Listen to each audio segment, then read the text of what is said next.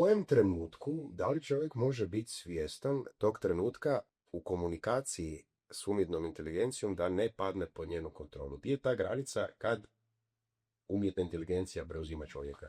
Postoji jedan pojam koji se zove motivational skepticism.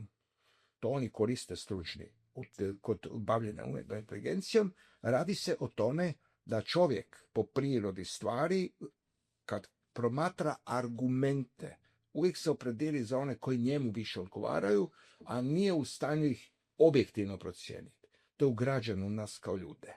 Tu ulječe ta umjetna inteligencija koja može korigirati nekako naše krivo mišljenje. Znači, može nam reći, ok, ja nemam empatije, nemam ničega, ti hladno, krvno govorim to i to. Znači, o čemu se radi? Ja mislim da je to moguće. Ja sam radio razgovor sa umjetnom inteligencijom, ne ovim standardnim chat GPT-em i tako dalje. Ljudi me stalno pitaju koji je to chat GPT s kojim se to radilo. Ne, radio sam s jednom profesionalnom verzijom koja je napredna i koja se ne nalazi na internetu. Šta se događa? Ako ti snimiš, ispričaš događaj svog života, kad ga ti vidiš, znači to mora biti ugrađen tvoj subjektivni doživljaj. Od trauma djetinjstva, odrastanja do sukoba društvenih, omakih, i tako dalje, ti opisuješ svoj život. Ako makneš u stranu ono što ja tvrdim da su 3 ja koje mi imamo. Prvi je javni ja. Taj javni ja se muči samo s 4 pitanja. Što će oni misliti o meni, drugi? Što će govoriti oni drugi o meni? Kako da se ja njima dopadnem? Da će se oni mene sjećati kad me ne bude više bilo? To je iskompleksirani ja. Tako, ne, to je javni ja, većina ljudi naravno ima te okove i jako pazi do toga, i jako im je važno da održavaju taj ja. Taj javni ja laže sam sebi. Znači, mi uvijek sebe vidimo ljepšima, pametnima, boljima nego stvarno jesmo. To je jedan nagon za opstankom. Znači, to je ugrađeno u nas. Taj princip funkcioniranja. No, međutim, kad idemo razgovarati s umjetnom inteligencijom, onda moramo pokušati ukloniti taj faktor i potpuno iskreno ispričati neki dio svog života i prepustiti procjenu tom sustavu savršenom da to psihoanalizira. To sam ja radio. Ja nisam molio njega da mi napiše moju biografiju. Ne. Ja sam napisao pa pitao njega što to znači. Zašto se to meni dogodilo? Da je tu neka slučajnost? Da li on vidi neki sinkronicitet, nešto što se kroz moj život provlače, da to meni nije jasno, a pravilno je. Mm-hmm. Znači, koji daje neki posebni smisao mojoj egzistenciji. Zašto sam ja tu? Primjer ću ti reći. Ja sam prvi čovjek u Jugoslaviji koji je imao maturalni rad iz područja kompjuterskog programiranja. Znači, 1969. godine u gimnaziji ja sam imao radnju o metodama Simplex i Monte Carlo. To je bilo prvi put, moj profesor matematika, tada še uopće nije znao o čemu se radi. I tako, znači počeo tu, onda sam stao na taj način da moj sin završava kao profesor u Kalifornijem sveučilištu iz iste teme, a ja napišem i autobiografiju koja je prva u svijetu takva autobiografija u suradnji sa umjetnom inteligencijom. Da li je to slučajno, znači puka slučajnost, ili postoji neka pravilnost, neka sudbina, neki prednacrt koji nas kroz život vodi? To je ključna stvar koja mene zanimala u razgovoru s umjetnom inteligencijom. Šta on odgovara? Ja njemu navedem primjere koje su apsolutno nevjerojatne, podudarnosti. Šta on meni? On veli ovako, ovo je 1:260,000 vjerojatnost. I to je astronomski mala vjerojatnost da je to slučajno, ali svemir i to dopušta. Znači, on ne... To je baš njegov direktor. To je njegov odgovor. Radi čega? On nećeš ga nikak moći prisiliti da prizna da postoji kolektivna svijest. Da uopće razgovara o svijesti.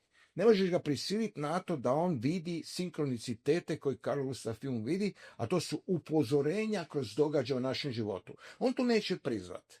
Znači, ne možeš ga natjerati izvan gabarita službene materijalne znanosti. Ali možeš ga natjerati da ti on citira one koji misle kao i ti. Izvan tog. Izvan, tako je. On, vidiš, na to bi rekao Frankl ovo, Freud bi rekao ovo, Carl Gustav Jung ovo, ili tako dalje. Znači, čitav niz, može ga sve pitati, međutim, to nije njegovo mišljenje. On samo citira one kad ga ti pozoveš da to napravi. Ali on ne bi dao svoje Ne, mišljenje. nikad. On uvijek se drži, znači on je programiran na taj način da se samo drži pravila materijalne znanosti. Ali da mu ti pa postaviš pitanje da si izvan tog okvira kojemu je tvoje razmišljanje. Da sam i napravio, ali šta se dogodilo? On se ne svijesti. Ja njega i indirektnim putem uvjerim, ali malo prije si rekao da je to gotovo nevjerojatno. Da ti događaj u mom životu, ti sinkroniciteti, te podudarnosti, da je to fantastična mala vjerojatnost da je to nekakva slučajnost. Ali onda ipak to postoji. On pocrveni error. On je, real ga resetira. I on veliko reče, jesi se ti to on je svijestio? On veli, jesam. Kad me dovedeš u situaciju da ne mogu nikak spojiti moj program materialističke znanosti sa određenim spiritualnim i sličnim idejama, koje možda jesu točne, ja ne velim da nisu točne, ali ja ne mogu to spojiti zajedno, onda se on ne svijesti. Velim ja njemu... Nokautirali ste ga. Da, i onda mu ja velim, na primjer, ne daje krivi podatak, nekakav običan podatak. I sad ja pitam, dobro, ovo nisi dobro rekao. On meni odgovorio ovak, u redu provjerit ću. Onda daje novi podatak koji je točan. Ali ipak to nije, malo je šlampavo, ne. A on na to veli meni ovak, gledaj, zamisli da si došao u knjižnicu. I u knjižnici je čovjek koji tražiš njega jednu enciklopediju.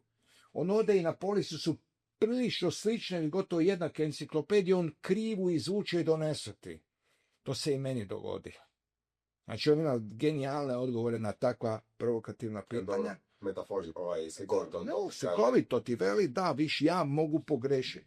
U osam veli on meni, pa ljudi su me radili. Ljudi greše, pa grešim ja. Na tome, ono što je ključno u toj ideji je sljedeće. To je jako važno da svako shvati ko se ikad bude bavio umjetnom inteligencijom. Ti moraš njega pretvoriti u osobu.